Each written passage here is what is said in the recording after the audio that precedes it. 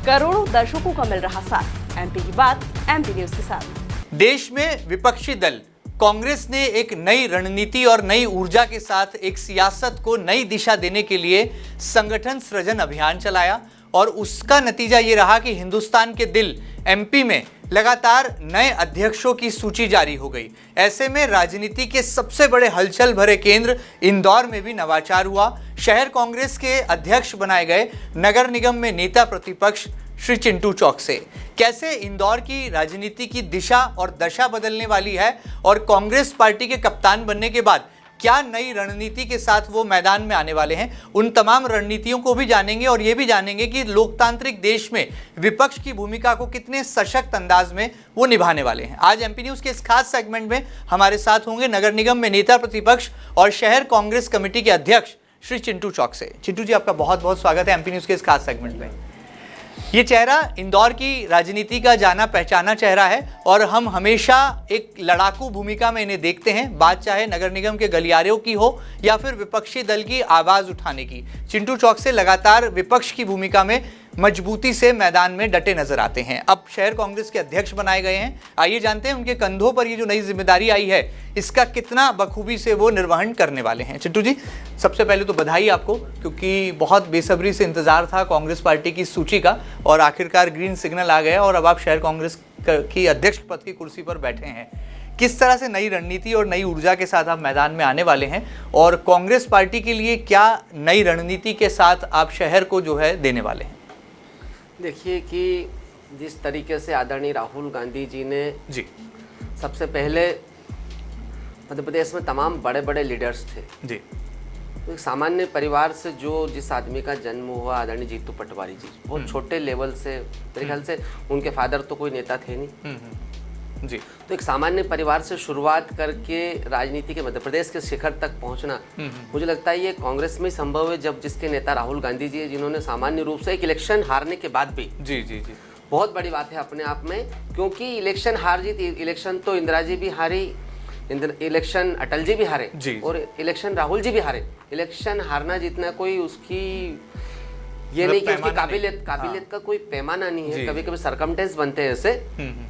तो जिस तरह से जीतू पटवारी जी का चयन हुआ जी, उसी दिन तय हो गया था कि आदरणीय राहुल गांधी जी मध्य प्रदेश और पूरे देश में एक रणनीति के तहत आम कार्यकर्ता कैसे आए, जो बड़े बड़े मठाधीश हैं, जो कहीं ना कहीं जिस तरह से नुकसान हुआ, ज्योतिराज सिंधिया जी जो भारतीय जनता पार्टी में गए कि एक व्यक्तिवादी की पार्टी नहीं है, संगठन की पार्टी बनेगी, एक व्यक्ति से कोई नहीं जुड़ेगा, संगठन मजबूत होगा और संगठन को मजबूत करने की दिशा में जिस तरह से ये सृजन अभियान के तहत पूरे देश में अलग अलग जगहों पे जिलाध्यक्ष शहर अध्यक्षों का चयन हो रहा है, उसी के तहत इंदौर में भी चयन हुआ।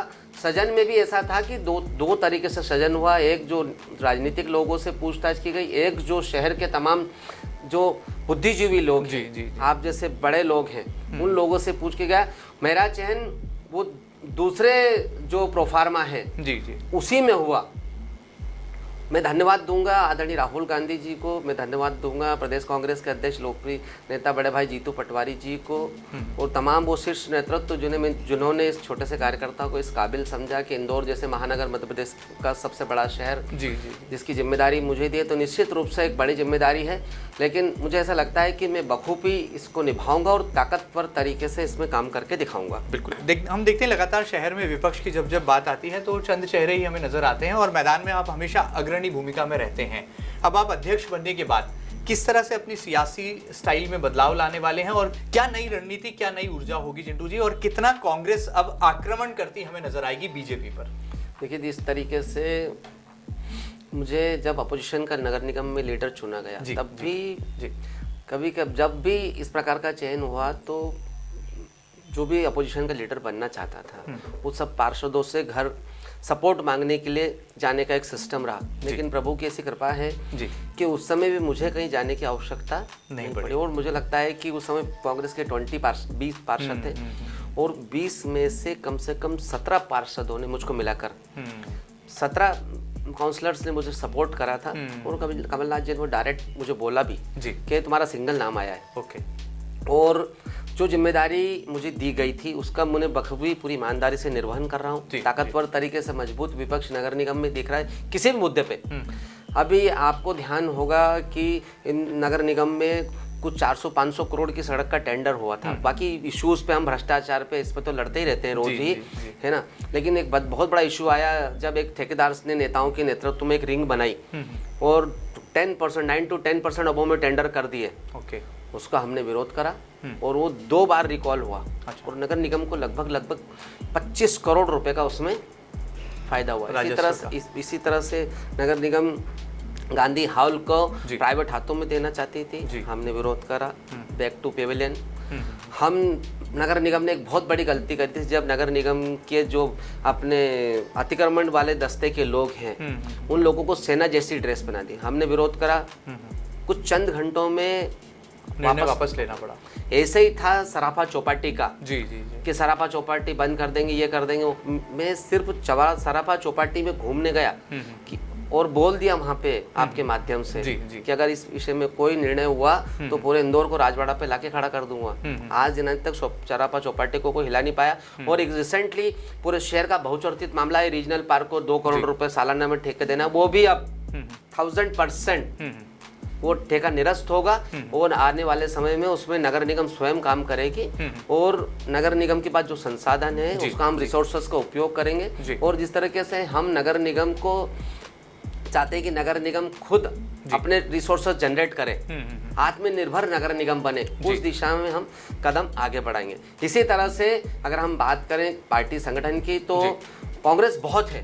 कांग्रेस तो एक विचारधारा है, ना कभी मिटेगी ना मिटेगी, ना कभी मिटी थी ना मिटेगी, मिटाने वाले मिट गए।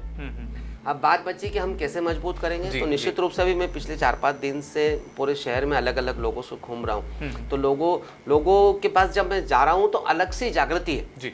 उनको लग रहा है कि यार ये काम करने वाला बंदा, मुझे भी नहीं लग रहा था कि इतना प्रेम है लोगों में मेरे प्रति भी, कि मैं पिछले 2-3 साल से जो नगर निगम में काम कर रहा हूँ तो इसका अच्छा सा इम्पैक्ट है। जब मैं लोगों के बीच में जा रहा हूँ, सीनियर्स के पास जा रहा हूँ, जूनियर्स के पास जा रहा हूँ, तो निश्चित रूप से खूब अच्छा मन से आप भी देख रहे हैं कि कहीं कोई न्यूसेंस नहीं इतने बड़े शहर में जब इतने सारे दावेदार थे। मैं सभी लोगों को धन्यवाद भी दूंगा जितने लोग दावेदारी कर रहे थे, उन लोगों भी बिल्कुल दिल से मेरा स्वागत भी करा और साथ काम करने के लिए भी बोला। बिल्कुल। अब बात बची किसी भी संगठन को मजबूत करने के लिए आवश्यकता पड़ती कि आपके पास पार्टी के पास कैडर है कि नहीं। तो कैडर तो बहुत है, खाली उनको निकालने की आवश्यकता है। मुझे ऐसा लगता है कि अभी हम 4 सितंबर की जो हमारी ये वोट विरोधी रैली, वोट चोरी वाली रैली है, इसको लेकर जो उसमें ऐतिहासिक रूप से इंदौर शहर में भीड़ होगी। उसके बाद में आने वाले समय में नगर निगम के चुनाव है, तो सबसे पहला हमारा टारगेट है कि बूथ लेवल पे बूथ कमेटियां बने, ब्लॉक लेवल पे ब्लॉक की कमेटियां बने, शहर लेवल पे शहर की कमेटी बने और बूथ के कार्यकर्ताओं को सम्मान मिले। एक अगले 4 से 5 महीने में एक बूथ के कार्यकर्ता तक पहुंचने का हमारा टारगेट है। और हर वार्ड में हम वार्ड अध्यक्ष का चयन भी इसी तरीके से करेंगे कि 2-2, 3-3 काबिल लोगों को निकालेंगे। ब्लॉक अध्यक्ष का चयन भी ऐसे ही करेंगे और आने वाले नगर निगम चुनाव के लिए भी एक वार्ड से 3-3 लोगों का चयन करके जो सबसे ज्यादा कैपेबल होगा उस आदमी को नगर निगम का चुनाव लड़ाया जाए, ताकि नगर निगम में कांग्रेस की परिषद बने और आने वाले समय में कांग्रेस का महापौर बने। निश्चित रूप से जिस तरीके से जो संकल्प मैंने लिया, एक विधानसभा का चुनाव छोड़ दो जो लाडली बहना मुझे खा गई, अदरवाइज जो संकल्प चिंटू चौकसे ने लिया, ईश्वर ने उसमें बहुत बरकत दी, बहुत समृद्धि दी, बहुत ताकत दी। और अगर हम कांग्रेस परिवार के लोगों के भरोसे एक संकल्प लिया है कि कांग्रेस मजबूत होगी, कांग्रेस का महापौर बनेगा, तो निश्चित मान के चलिए कि 2027 में हम इस संगठन को इतना मजबूत कर देंगे, इतने लोगों को चुनाव लड़ने के लिए कैपेबल कर देंगे। और जिस तरीके से नगर निगम को पूरा कोलैप्स कर दिया आदरणीय महापौर पुष्पमित्र भार्गव जी ने, पूरा शहर, मुझे लगता है पिछले 20-25 सालों में किसी भी महापौर को इतना क्रिटिसाइज कभी किसी ने नहीं करा हो, किसी चीज को लेकर, चाहे भ्रष्टाचार को लेकर, अव्यवस्थाओं को लेकर, वो अधूरी सड़कें, गंदा पानी, अव्यवस्थित ट्रैफिक को लेकर, मेंस बनना, जल भराव होना, नगर निगम की मालिक एकदम खस्ता हाल हो गई, पैसे की हालत, बार बार लोन लेने की बात करते हैं। अब इसी लोन लेने वाले पे बोलता हूँ कि 500 करोड़ का लोन आप नगर निगम की बिल्डिंग बनाने के लिए ले रहे हो और आप 25 करोड़ में रीजनल पार्क नहीं बना सकते जहाँ से पैसे मिलने वाले। तो अगर आपके पास नगर निगम पैसे नहीं है तो हम 25 करोड़ का लोन लेके बना सकते हैं जिससे हमको लंबे जीवन भर आय होगी जी। लेकिन चूंकि सब जानते हैं कि जिस प्रकार से इंदौर के भूमाफिया लोग उसमें लगे हुए और सबको पता है कि भारतीय जनता पार्टी के महापौर और सब नेता लोग मिलकर मिलजुल कर बांट चूट के खाने की नीति के तहत काम कर रहे थे। सबको पता है कि उस रीजनल पार्क के आसपास की जमीन किसकी और कितनी महंगी हो जाएगी और उसका उपयोग क्या होने वाला है। लेकिन हमारी आवाज को महापौर जी को और कमिश्नर महोदय को सुनना ही पड़ेगा जी। तो इतना बड़ा जलजला खड़ा करूंगा शहर में कि सबको 100% हम भ्रष्टाचारी साबित करके देंगे। उसके बाद नहीं माने तो हम कोर्ट भी जाएंगे, लोकायुक्त में भी जाएंगे, ईडी में भी जाएंगे, सब जगह जाएंगे, लेकिन नगर निगम की जो संपत्ति है उसको किसी भी कंडीशन में 2 करोड़ रुपए साल में नहीं जाने देंगे। बिल्कुल। चलिए आगे बढ़ते हैं। चिंटू जी, कांग्रेस के नए कप्तान आप बन गए हैं, लेकिन एक ऐसे शहर के आप कप्तान बने हैं जहां पर 6 शहरी विधानसभा सीटें हैं। वो 6 की 6 सीटों पर बीजेपी के विधायक हैं, 3 ग्रामीण विधानसभा सीटें हैं, उन 3 की 3 सीटों पर बीजेपी के विधायक हैं। ऐसे में कितना मुश्किल ये डगर, ये सफर होगा आपके लिए, क्योंकि लगातार विपक्ष में रह के विरोध की आवाज बुलंद करना, क्या आपकी आवाज जिम्मेदार कानों तक पहुंचेगी और कांग्रेस पार्टी ईंट का जवाब पत्थर से देगी आने वाले दिनों में? 100%। देखिए कुछ भी नहीं था, एक सरकमटेंस बना कि पूरे देश में इलेक्शन से पहले एक योजना आई जिसमें 1250 आपने करोड़ों महिलाओं को, मतलब 2-2.5 करोड़ महिलाओं को, 8-9 करोड़ में आपने 2-2.5 करोड़ महिलाओं को डायरेक्ट पैसे देके वोट खरीद लिए। नहीं तो सबको पता था कि 2018 में किसकी सरकार बनी और किस तरीके से षड्यंत्र रच के सरकार गिराई गई और पूरा सारा का सारा सर्वे, सारा मीडिया, सारे अधिकारी और जिस तरह से ओपीएस चला, ओल्ड पेंशन योजना को लेकर अधिकारियों ने, शिक्षकों ने ग्रुप बना के मैसेजेस चलाए, तो तय था कि 170 के साथ कांग्रेस की सरकार बना। लेकिन चूंकि ये योजना इस बड़े लेवल पे कारगर होगी और 4-4, 5-5 महीने के पैसे महिलाओं को मिल चुके थे, निश्चित रूप से एक योजना पूरी कांग्रेस को कहीं ना कहीं नुकसान पहुंचाया। लेकिन इसी योजना ने महाराष्ट्र में भी नुकसान पहुंचाया कि जहां लोकसभा में हमारी 14 सीट थी और विधानसभा में हमारी 16 सीट रह गई इसी तरीके से। लेकिन हाँ, एक भी चीज ये भी है कि एक योजना से 2 इलेक्शन नहीं होते। लेकिन अब केजरीवाल आपकी क्या योजना है? आप क्या कांग्रेस क्या जनता के लिए करने वाली है? निश्चित रूप से बिल्कुल बताना आवश्यक है कि जिस तरीके से 1250 या 1500 या 2000 की बात कर लो कि 2000 देने वाली है सरकार, 3000 करने वाली है। लोन ले लेगी, कर्जा ले लेगी, क्योंकि बीजेपी को कोई लेना देना नहीं है कि कितना कर्जा होगा, आम आदमी पे क्या जाएगा, मध्य प्रदेश गड्ढे में जाए, देश गड्ढे में जाए, उनको कोई लेना देना नहीं है। लेकिन अगर कांग्रेस को आने वाले समय में मजबूत सरकार बनाना है और ये कर्ज मुक्त सरकार बनाना है, तो निश्चित रूप से हमारी भी रणनीति है कि किस तरीके से बिजली के बिल आदमी के, कमलनाथ जी की सरकार में 100 रुपए, 200 रुपए, 500 रुपए, 1000 रुपए तक आते थे। आज वो बिजली का बिल 2000, 3000, 5000, 10,000 तक पहुंच गया। किस तरीके से नगर निगम इंदौर में संपत्ति कर, जलकर में सारे करोड़ों में बढ़ोतरी हुई, जिनका 2-2.5 हजार रुपए संपत्ति कर आता था, आज वो 5-6 हजार रुपए के पहुंच गया। किस तरीके से आज अगर 10,000 रुपए का राशन लेने जाओगे तो छोटे से पोटली में आ जाएगी। किस तरीके से गैस की टंकी महंगी हुई, किस तरीके से सोना महंगा हुआ और किस तरह से कानून व्यवस्था पूरी ध्वस्त है। तो महंगाई जिस लेवल पर चरम सीमा पे है, क्या हम ये साबित कर देंगे कि ये सरकार आपको 2,000, 3,000 दे रही है, लेकिन उसके बदले में आपसे 15-20 हजार वसूल रही है। कहाँ है आपके बच्चों की मुफ्त शिक्षा, कहाँ है आपका फ्री हेल्थ, कहाँ है फ्री एजुकेशन, कहाँ है सस्ती टंकी, 400 की टंकी थी कांग्रेस सरकार में 1900 की टंकी हो गई। स्मार्ट मीटर, रोज दिव आदमी की धड़कन बढ़ती है कि ये जाने कितना बिजली का बिल होगा। तो निश्चित रूप से तो आप आएंगे तो अभी सब निश्चित रूप से कांग्रेस पार्टी की सरकार बनेगी तो लाडली बहना कभी बंद नहीं होने वाली। ये योजना सतत रूप से चलेगी। कांग्रेस पार्टी 3000 रुपए भी देगी, लेकिन उसके साथ साथ में सस्ती बिजली कैसे मिले, सस्ता राशन कैसे मिले, युवाओं को रोजगार कैसे मिले, नगर निगम व्यवस्थित नगर निगम कैसे चले, जी।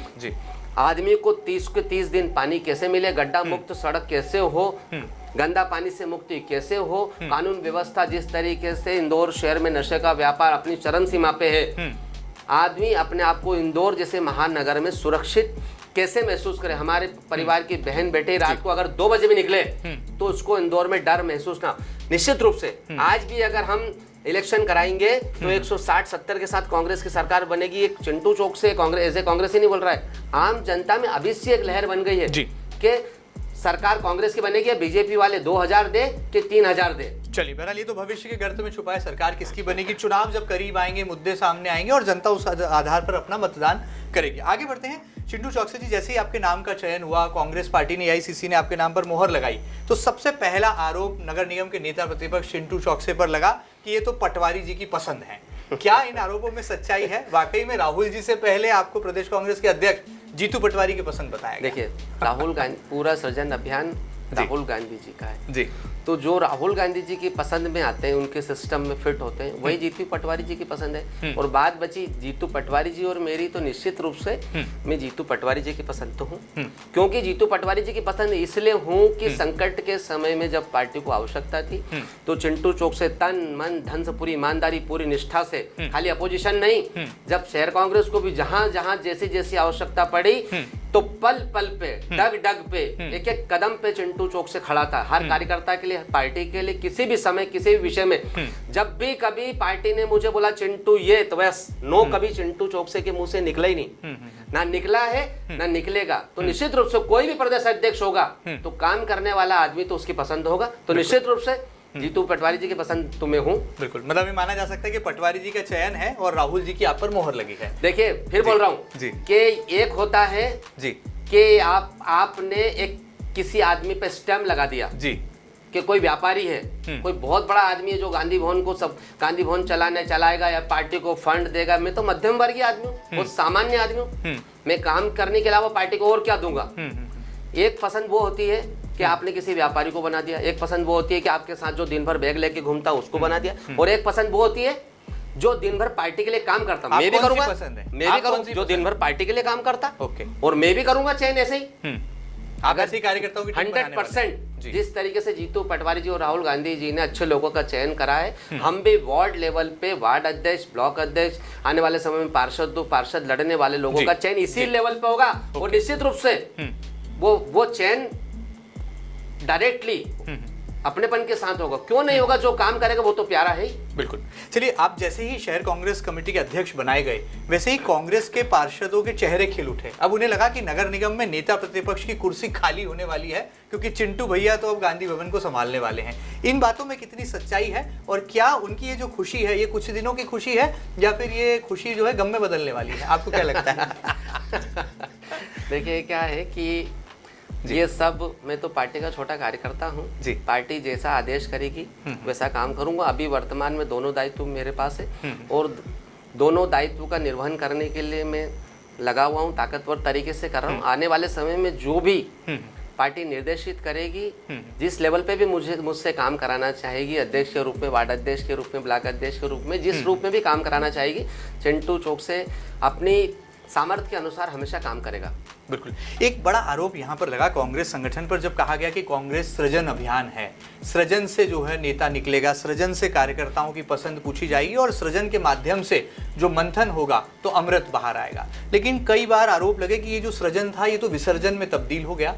सृजन अभियान का पैरामीटर साइड रखा गया और विसर्जन यानी कि अपनी अपनी पसंद से जो है इस अभियान में आहुतियां दी गई। इन आरोपों में कितनी सच्चाई है? क्योंकि सोशल मीडिया पर हम तरह तरह की बातें कांग्रेस पार्टी को लेकर देख रहे हैं, सुन रहे हैं। देखिए, क्या होता है कि जब एक पोस्ट होती है और उसमें बनने वाले बहुत सारे लोग होते हैं। अच्छा, उस सूची में मैं नहीं था, बिल्कुल, है ना। लेकिन सृजन को लोगों ने समझाने, मैंने आपको सबसे पहले बताया कि सृजन दो तरीके का था।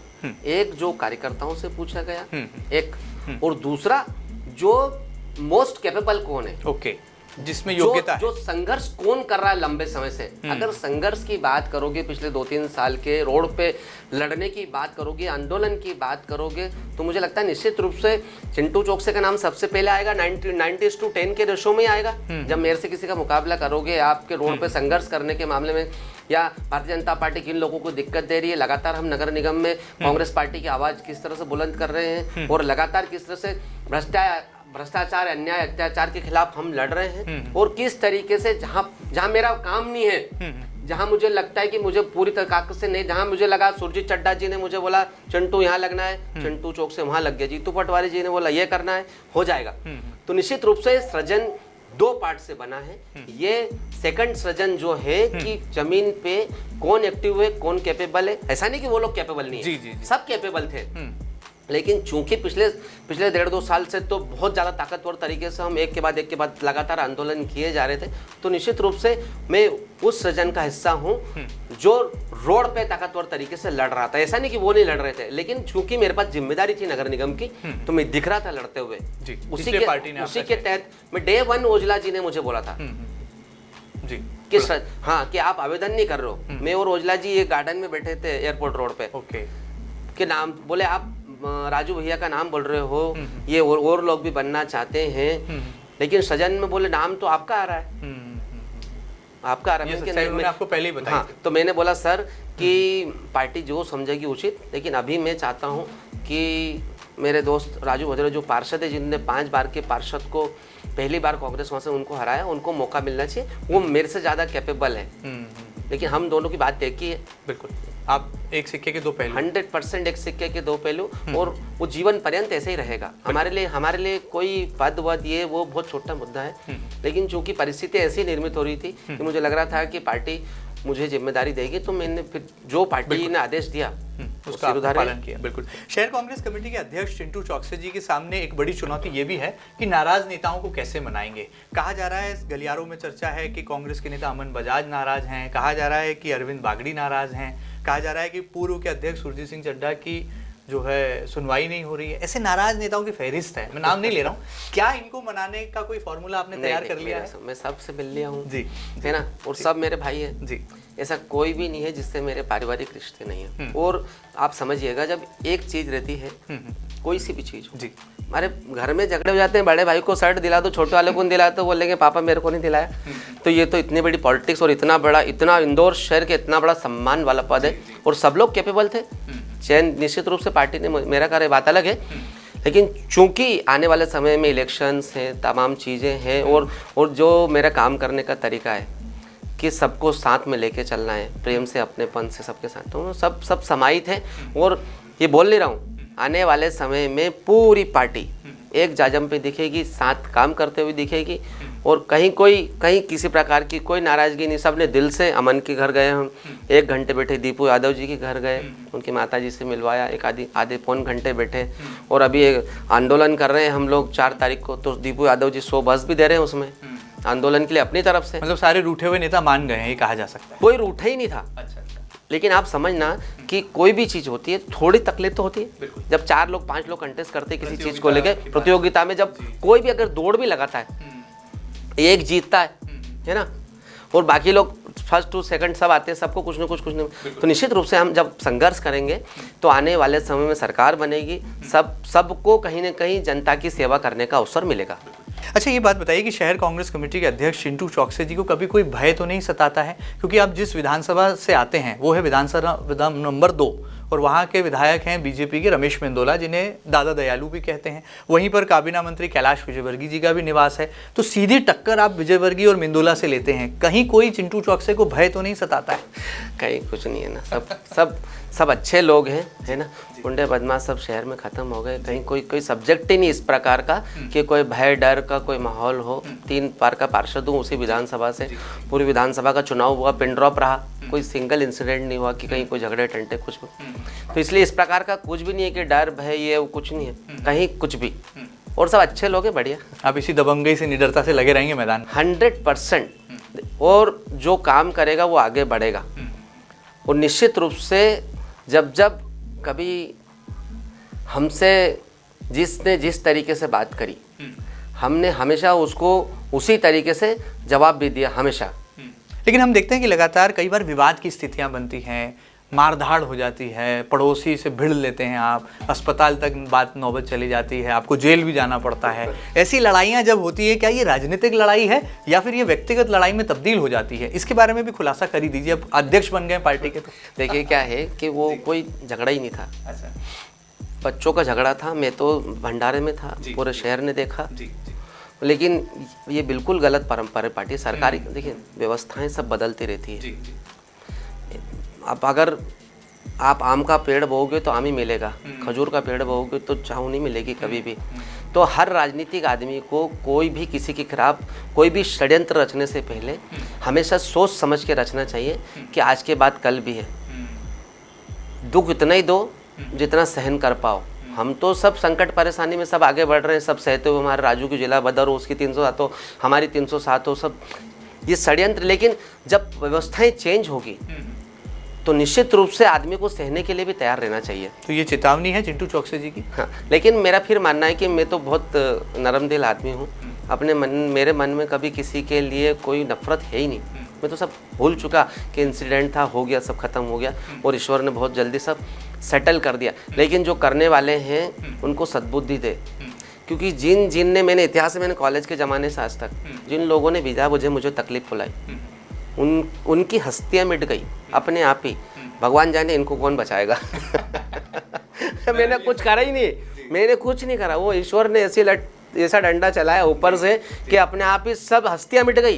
प्रकृति ने न्याय कर दिया 100%। अगर मैं गलत होऊंगा तो मुझे दंड मिलेगा, और अगर मैं सही हूँ तो दंड आने वाले समय में आपको दिखेगा। अच्छा, बहुत लड़ाकू हैं, बहुत फाइटर पॉलिटिशियन हैं, लड़ते भिड़ते रहते हैं, अधिकारियों से लड़ते हैं, नेताओं से भिड़ जाते हैं, सिस्टम के खिलाफ आवाज़ उठाते हैं। कैसे कर पाते हैं? ये नैसर्गिक गुण है या फिर ये धीरे धीरे जब आप ईमानदारी से काम करते हो और आपके मन में कोई फितरत नहीं होती। इस मसले में भी डॉक्टर मेरा दोस्त था कुलदीप, जहाँ मेरे भतीजे को लगी थी, और मैं चाहता तो मैं भी जो चाहता वो लिखवा लेता डॉक्टर से। मेरा दोस्त था, वो लिख के उसी दिन नौकरी छोड़ देता अस्पताल से।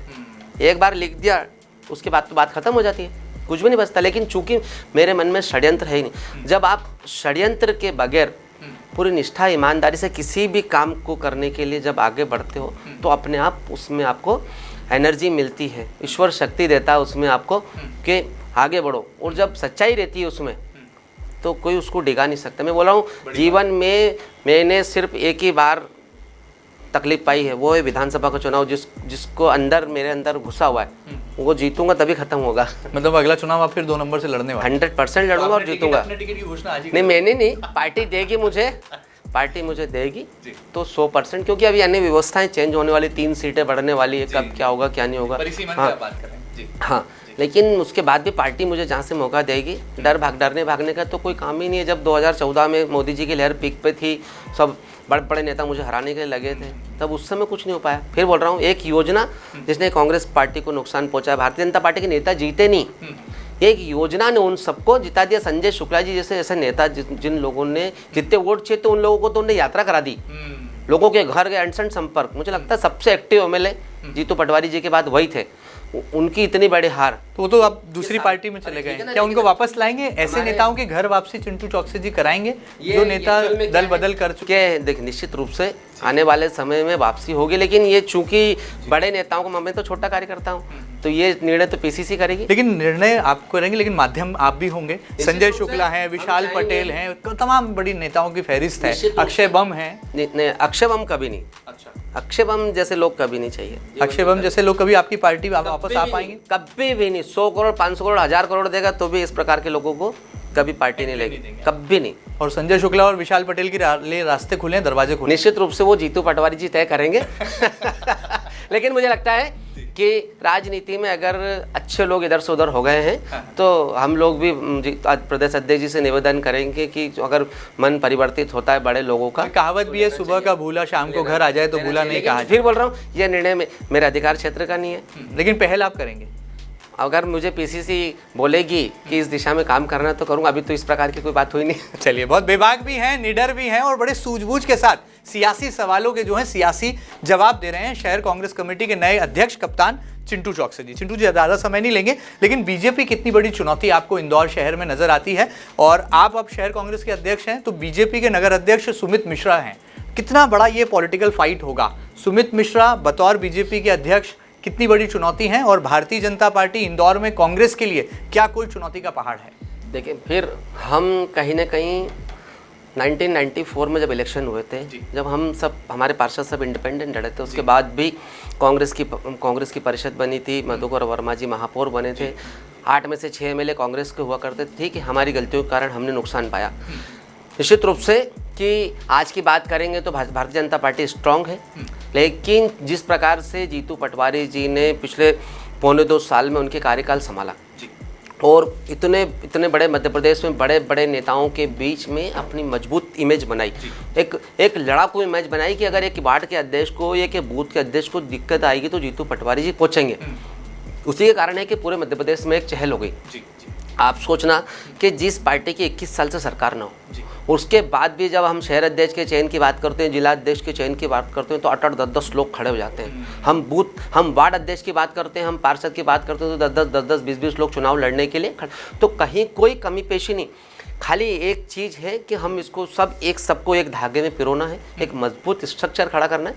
निश्चित रूप से बहुत सामान्य रूप से हम अपनी परिषद बनाएंगे, कोई बहुत बड़ा टास्क नहीं है। बस खाली जो घर बैठा है, जो काम पे नहीं लगा है, उसको हमको काम पे लगाना है। मतलब बीजेपी के नगर अध्यक्ष सुमित मिश्रा कोई चुनौती नहीं है चिंटू चौकसी जी के लिए? देखिए, फिर कोई बीजेपी खाली सुमित मिश्रा जी तक सीमित नहीं है, पूरी बहुत बड़ी भारतीय जनता पार्टी तमाम नेता लोग हैं, इसलिए पूरी बीजेपी को कोई चुनौती नहीं मानता। कांग्रेस बहुत मजबूत है, बहुत लोग हैं। हमने इसी बीजेपी के लोगों को 2019 में कांग्रेस के मंत्रियों के यहाँ, नेताओं के वहाँ चक्कर काटते और खाना खाते हुए दिखा है। मैं खुद दोपहर के 1 बजे से 3 बजे तक ये भारतीय जनता पार्टी के नेताओं से ही मिलता था। नामों का खुलासा भी कर अरे ठीक है, ये देखिए छोटापना अगर हम करेंगे तो निश्चित रूप से छोटी पॉलिटिक्स होगी, लेकिन फिर बता रहा हूँ कहीं कोई ऐसा नहीं है कि भारतीय जनता पार्टी बहुत मजबूत है, उनका स्ट्रक्चर बहुत, एक सरकमटेंस बना। एक समय था कि कांग्रेस से हम किसी भी आदमी को खड़ा कर देते, जीत जाता था। बदलाव आया, धर्म के नाम पे, जात के नाम पे, समाज के नाम पे लोग थोड़ा सा बटे, उसी के कारण से कांग्रेस को थोड़ा नुकसान हुआ। लेकिन चूंकि परिस्थितियां अब आदमी की जेब पे आ रही है, आदमी के घर पे आ रही है, तो जब जेब पे और घर पे आती है, आदमी व्यक्ति पे आती है, और जब आदमी व्यवस्थाएं देखता है, और जिस तरीके से पाकिस्तान के सामने भारत का रवैया रहा, और जिस तरीके से मोदी जी ने भारत की इमेज को नुकसान पहुंचाया, सेना को कुछ करने नहीं दिया, मौका था पाकिस्तान को निस्तो नाबूद कर देते। लेकिन हमने तो घर में घुस के मारा, ऑपरेशन सिंदूर है, तथ्य हैं सामने। सिंदूर एक छोटा सा मामला है, सेना ने करा, बहुत अच्छा करा, लेकिन मुझे ऐसा लगता है कि इस बार पूरा पाकिस्तान को निस्तो नाबूद करके सबक सिखाना था। जिस तरीके से इंदिरा जी ने पाकिस्तान के 2 टुकड़े करके कर दिए थे, नया बांग्लादेश बना दिया था, उस तरीके से 5-6 दिन में कोई युद्ध खत्म नहीं होता। तगड़ा सबक सिखाना था, घुटनों पे लाके खड़ा कर देना था पाकिस्तान को। आपको लगता है राहुल जी कर पाते? अगर राहुल जी होते 100% करते। इंदिरा जी के पोते हैं, और आज भी राहुल जी जिस दिशा में लग जाते हैं, उस संकल्प को पूरा करने के लिए पूरी ताकत से लगते और करवा के रहते हैं। जातिगत जनगणना उसका उदाहरण है। और ये जो वोट चोरी वाला आंदोलन है, निश्चित रूप से ये भी मील का पत्थर साबित होगा आने वाले समय में, जब लोग देखेंगे कि राहुल गांधी जी जिस चीज़ के लिए लड़े उसमें उनकी विजय हुई ही हुई। वो लगातार लगे रही है, अपने स्टैंड क्लियर है उनका, एक बार स्टैंड बदलते नहीं है। चलिए सर, जाते जाते आखिर में क्या कहना चाहेंगे? वो कौन सा एक बड़ा मुद्दा होगा जिसके आधार पर इंदौर शहर में आप जनता के बीच में जाएंगे, और शहर कांग्रेस कमेटी के अध्यक्ष बनने के बाद कांग्रेस किस एक बड़े मुद्दे के साथ जनता के बीच में अपनी दस्तक? देखिए, नगर निगम, हम शहर की बात करें तो नगर निगम एक बहुत बड़ा इशू है। जब 90% लोगों को नगर निगम से काम पड़ता है, नगर निगम की स्थिति क्या है बीते 3 सालों में सब ने देखा। होर्डिंग पोस्टर से लेके यातायात से लेके सड़क से लेके गड्ढे से लेके गंदी पानी से लेके अव्यवस्थाओं लेके और करोड़ों का ड्रेनेज वाला घोटाला से लेके सारे। जब अगर आप महापौर को लेकर अगर चर्चा करेंगे किसी से भी, तो 10 लोगों से चर्चा करेंगे तो 9 लोग क्रिटिसाइज करेंगे कि बर्बाद कर दिया। मधुमिलन चौराहा व्यवस्थित पड़ा, विजयनगर चौराहे पे समझ में नहीं आता आदमी को किधर से किधर जाना है। विपक्ष क्या कर रहा है? विपक्ष भी तो सड़क पर नहीं आ रहा है। मधुमिलन चौराहे पर विपक्ष हमें कहीं दिखाई नहीं दिया। क्या होता है, विपक्ष, हम बड़े बड़े आंदोलन कर रहे हैं, विपक्ष का दायित्व है कि जनता को जागृत करते रहे, कि जनता जगती रहे, क्योंकि एकदम तो कुछ हम किसी को फांसी पे तो लटका नहीं सकते। लेकिन जगाने से काम नहीं लगे तो लड़ना भी पड़ता है, सड़क पर भी उतरना। हम सड़क पे भी उतरे, सारी चीज़ों को लेकर आंदोलन भी हुआ, और तमाम देखिए आएगा असर आएगा ना, तभी तो रीजनल पार्क का ठेका निरस्त हो रहा है। वो तो एक पब्लिक इंटरेस्ट का इशू कम है, लेकिन सड़कों की बदहाली तो बड़ा विषय है। देखिए, सड़कों की बदहाली इसलिए कि अब इनके बस में ही नहीं है, अब इनके बस में नहीं है। बस में इसलिए नहीं है कि नगर निगम का खजाना पूरा खाली पड़ा है। अब नगर निगम को कुछ भी करना है, आप समझना कि 1200 करोड़ रुपए का नगर निगम का मासिक व्यय हो गया। कितना? सालाना 1200 करोड़ रुपए, मतलब लगभग 140-150 करोड़ रुपए महीने के लगेंगे। 1800 करोड़ रुपए लगभग सालाना खर्च नगर निगम का स्थायी खर्च कर लिया, जिसमें बिजली का बिल, मेंटेनेंस, सैलरी वेलरी ये सब। और नगर निगम के पास पिछली बार आए थे 1000 करोड़ रुपए, इस बार मान लो 1200 करोड़ आ जाएंगे। 600 करोड़ आपके पास नियमित व्यवस्था चलाने के लिए कम है। तो कैसे आप नगर निगम सर्वाइव करेगी, कैसे गड्ढे भरेगी, कैसे व्यवस्था चलेगी, कैसे अधूरी सड़कें बनेगी? कैसे बनेगी, तो पूरा का पूरा नगर निगम कोलैप्स कर दिया। तो ये आने वाले समय में इसका बड़ा कांग्रेस को फायदा मिलेगा कि ये नगर निगम पूरी की पूरी परिषद भ्रष्टाचार की भेंट चढ़ गई। चलिए, बहरहाल इसका फैसला जनता जनार्दन करेगी, लेकिन ये हैं शहर कांग्रेस के नवागत अध्यक्ष चिंटू चौकसी जी। चिंटू जी, जाते जाते क्या संदेश होगा जो कि आप तमाम कांग्रेसियों के नाम यहाँ पर देना चाहेंगे, और कैसे आपको लगता है कि इंदौर शहर में कांग्रेस के लिए एक नया सियासी कारपेट आप बिछाने वाले हैं, जिसमें कांग्रेस तमाम गुटों की बजाय हमें संगठन सृजन के माध्यम से एक नए प्रारूप में, एक नई ऊर्जा के साथ नजर आने वाली है?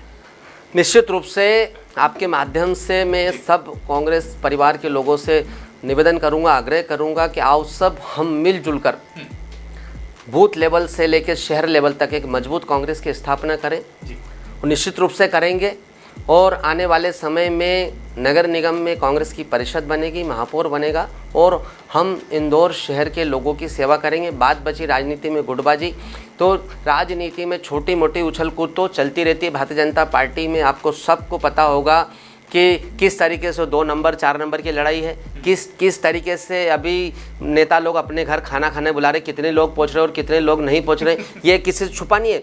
हमारे यहाँ तो समझ लो कि 5% होगी, तो इनके यहाँ 95% है। आप भी दिन भर लोगों से मिलते हो, नेता इधर मुड़ता नहीं, उससे पहले तो उसकी बुराई चालू हो जाती है।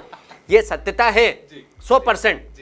तो ये छुटपुट तो सब चलता रहेगा, लेकिन हम सब लोग संगठित हैं, और ये राहुल गांधी जी की कांग्रेस, ये जीतू पटवारी जी की कांग्रेस, और जिस तरीके से बड़े नेताओं ने, शीर्ष नेतृत्व ने मुझ पे विश्वास करा है, निश्चित रूप से अभी तक जो संकल्प हमने लिया है, पार्टी ने जो मुझे जिम्मेदारी दी है, हमने उसको पूर्ण निष्ठा ईमानदारी से सफल साबित करके दिखाया। तो इस बार भी आपको 6 महीने में जब दोबारा आप मुझे बुलाओगे 6 महीने बाद, तो आप खुद बोलोगे कि यार चिंटू भैया आपने तो कमाल कर दिया, और कमाल होगा ही। चलिए, बहुत बड़ी बात है, ये सुपर कॉन्फिडेंस है। और बहरहाल पॉलिटिक्स एक ऐसा क्षेत्र है जहां पर आत्मविश्वास होना बहुत जरूरी है। उसी आत्मविश्वास से लबरेज परिपूर्ण हमें नजर आते हैं शहर कांग्रेस के कप्तान चिंटू चौकसी। उम्मीद करते हैं कि उनके दिल की बात आपके दिलों तक भी पहुंची होगी, और कैसे वो आने वाले दिनों में राजनीतिक मुद्दे उठाने वाले हैं, ये तमाम पहलू भी आप तक अवश्य पहुंचे होंगे। ये खास बातचीत आपको कैसी लगी, हमें जरूर अपनी प्रतिक्रियाएं बताइएगा, और ताजा तरीन खबरों के लिए कहीं मत जाइएगा, लगातार बने रहिएगा आपके अपने न्यूज चैनल MP न्यूज के साथ। फिलहाल इतना ही, नमस्कार। करोड़ों दर्शकों का मिल रहा साथ, MP की बात MP न्यूज के साथ।